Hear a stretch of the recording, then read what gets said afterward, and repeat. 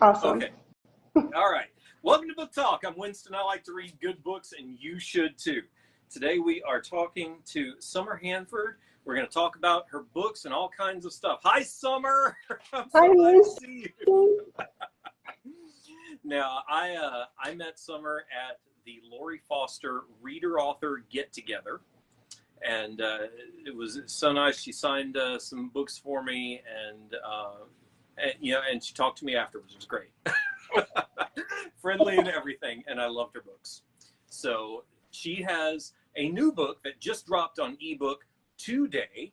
Summer, what's your new book? It is Shroud of Fate, and it is the 4th book in my epic fantasy series of Rise of the Summer God, which, just to clarify quickly, the title, the series title has nothing to do with my name. I honestly tried to think of any other series title I could give it that wasn't Rise of the Summer God, but that goes so well with the plot that I had to stick with it. No, go with what works. So it's not give us so give us a bird's eye view of the series. What's it about?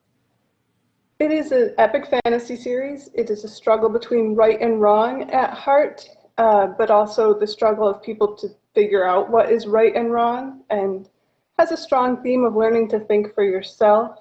And ultimately, plot-wise, we have to bring peace to the kingdom and to the heavens among the gods. And there's only 2 more books left to do that in, so hopefully we can, because things are a really big mess right now by the end of book 4. So what I'm hearing is you're talking to me when you should be writing. That is maybe true. Yeah, I've seen some of the comments. I'm not the only one that thinks that. I mean, come on. No, it's a great series. It is epic fantasy. Well, we'll circle back around to influences. I gave you a list. I'm gonna try and stick to it for as long as this feed holds out, right? You have a lot of very memorable characters in the series. Aldara is a raven witch, and she's the main character. Kylam, her brother, is an important character. Honorin, her father. I keep saying Honorin. Is that is it could be Cendoria. No, I pronounce it Honorin. Yeah. Okay. Honorin, her father, is an important character in the books. Elast is the king of the realm. He's a jerk. And that's a spoiler. That's not so much a spoiler. I went back when I read those first 2 books again. I'm like, yeah, he really is. He was all along, yeah. People just didn't notice. So yeah, Elast is the king of the realm, and goodness gracious, and a cast of thousands. But the Duke figures promisingly. The one that takes Kylam into his service, he figures prominently. So, that's not how it's. Yeah, that's how I pronounce it in my head. Good enough for me. So, do you have a favorite character out of all of these memorables? You know, it changes from book to book depending on what I'm writing. What book it is. It was Aldera always, but it was Felwyn last in book 3. But in book 4, it's been Panna, because I don't know. She's just you kind of love to hate her. Or maybe you hate to love her. I'm not really sure which, but either way, she's very entertaining. And yeah, right now she's my favorite. You know, you have such good character growth with all of these characters. And the ones that I didn't think much of at the very beginning or thought were really rather shallow have really started to come into their own and grow on me. Panna being one of them. In the beginning, you kind of just hate her. There's no love component there. And Javal. I like Javal as a character, even though he is, he's an antagonist. But he's so good. In book 4. What's that? Oh, I was going to say, I feel like in book 4, you start to feel sorry for Javal. At least I do.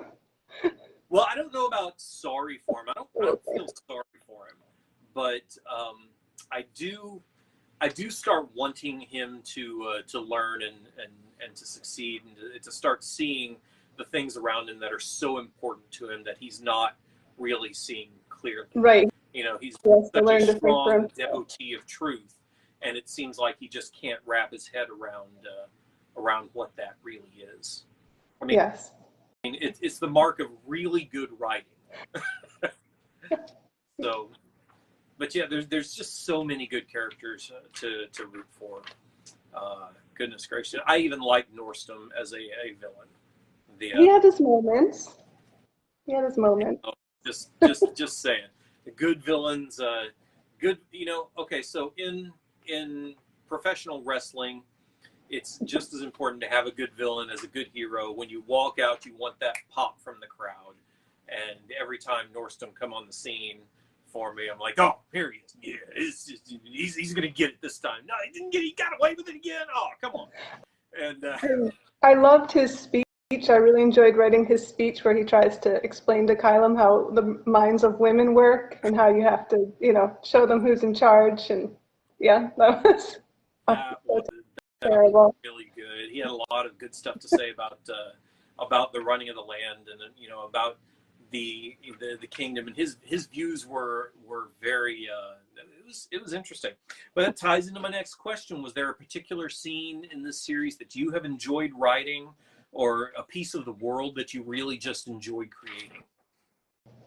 I mean, I always enjoy most what I'm just about to do, but in book one, it was, I mean, if I really had to choose, there's the ceremony of becoming when Eldera goes into the inner temple, and I don't want to give any spoilers, but there's, well, maybe we can, it's up to you, but there's the whole part with the raven and the knife, No, I really like that part. they're your books, okay?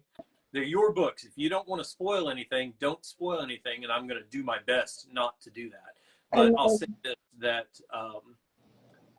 you called it Aldera's becoming.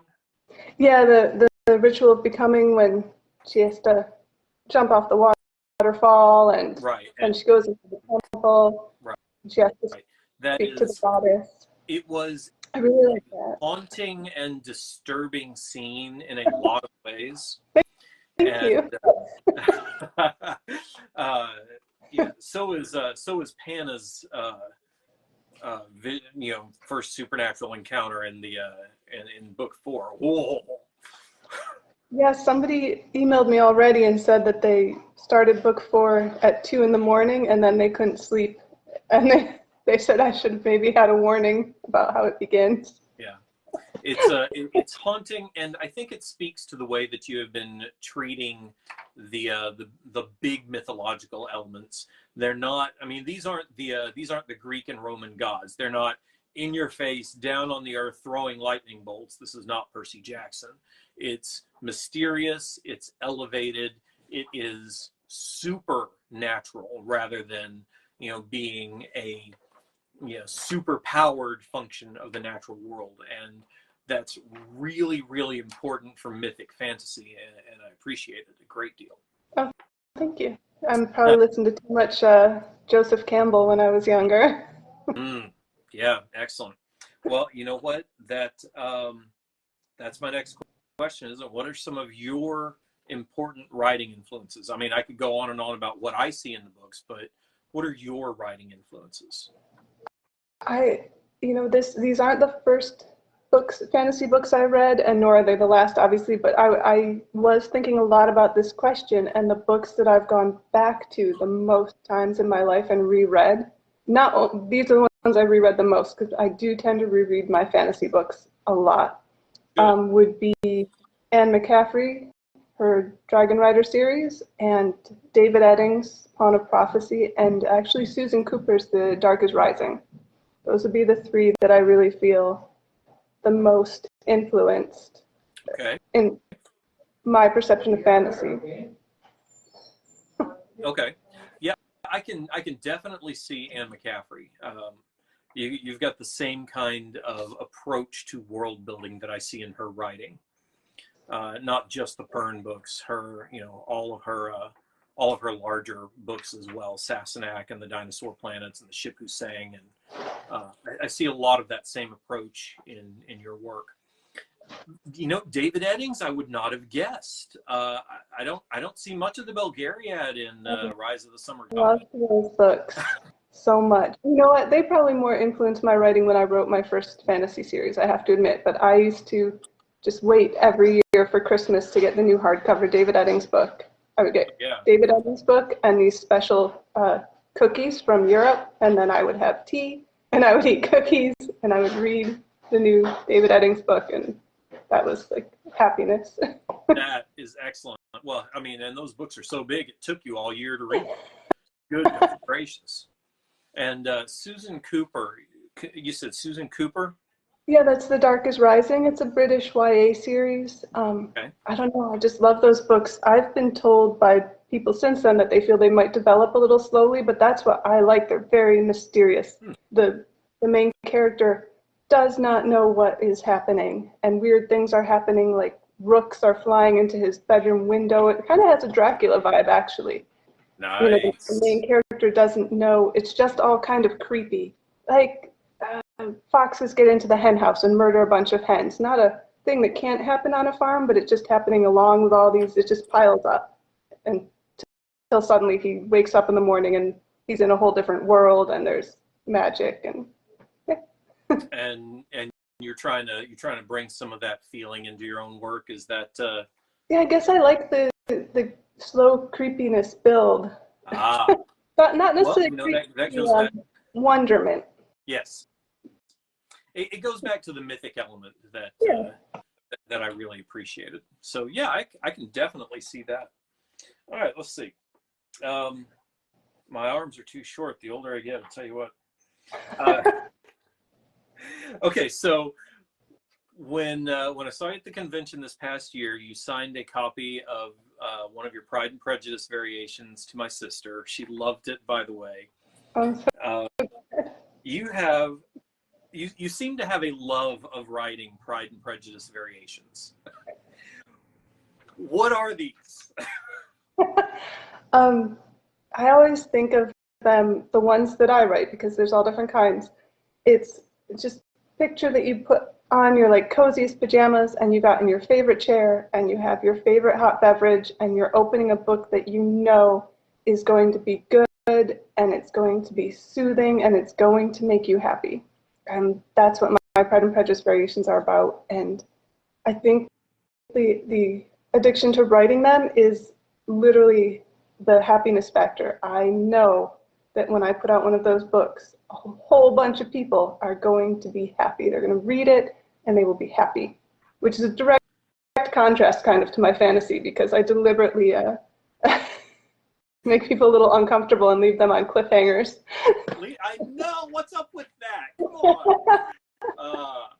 So okay, yeah, I get that with the Pride and Prejudice, but I can't really wrap my head around what are they? I mean, are you actually just retelling the story, or because I saw that you did one in space. That one is a that's fairly true to the original and was deliberately a retelling. Okay. Just set in a different setting to change it up. But normally, and it's actually fun because it's like a puzzle. Normally you pick something and you change.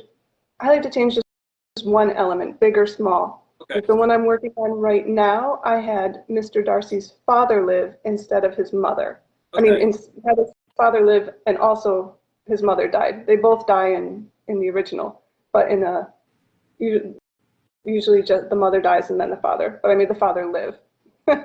So the idea is, how did that change everything that happened so that when you get to the point where Pride and Prejudice starts, we have a different story. Same characters, and of course they will end up meeting each other so they can interact, or it wouldn't be fun, but they're all on different footing than they were.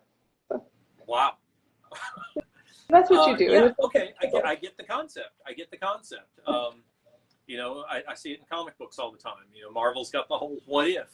Exactly. Yeah, it's like alternate reality. Yeah. Okay. I get it. Spider-Verse. It's the Jane Austen Spider-Verse. Exactly.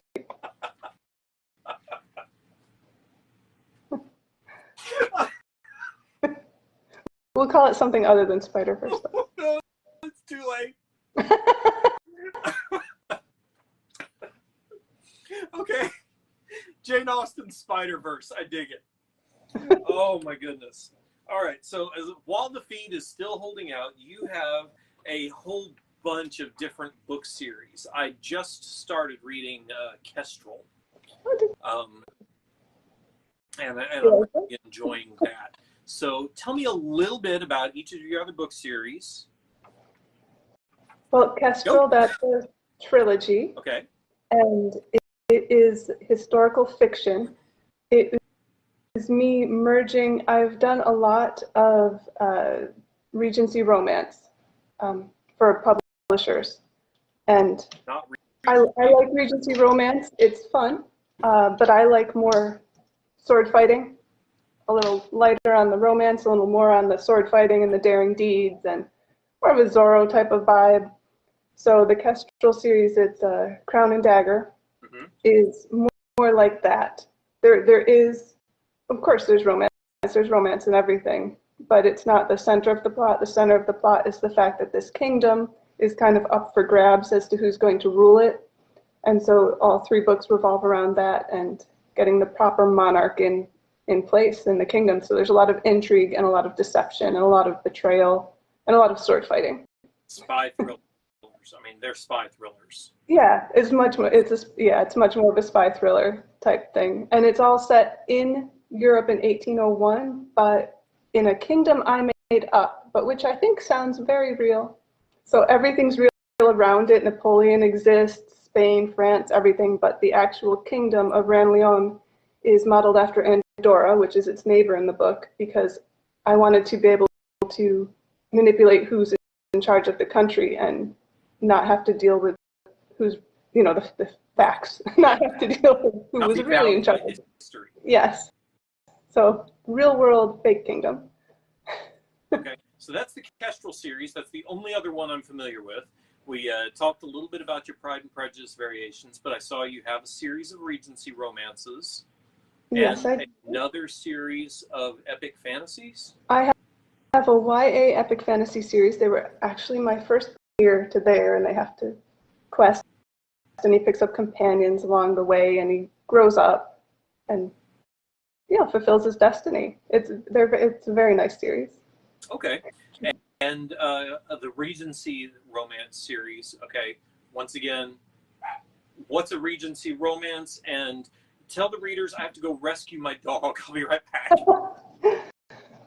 While the dog is being rescued, and we'll have to ask what the dog's name is, Regency romance is a romance that is set in Regency England, which is a very brief period of history, which is when Jane Austen wrote, hence the connection why I would write these.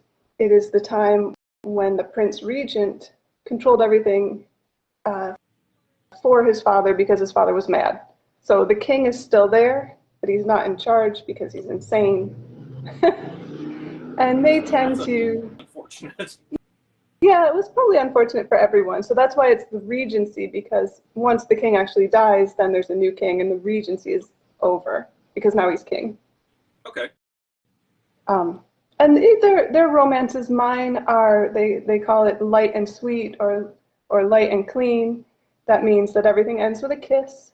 And they also tend to have a little more action in them because I just can't help myself. I mean, you need at least maybe like somebody holding up a carriage or somebody, maybe a little bit of a sword fight or something, But I tend to want my obstacles to be actual villains, would be a thing about my Regency romances compared to others. I think because of my love fantasy writing. Hi, dog.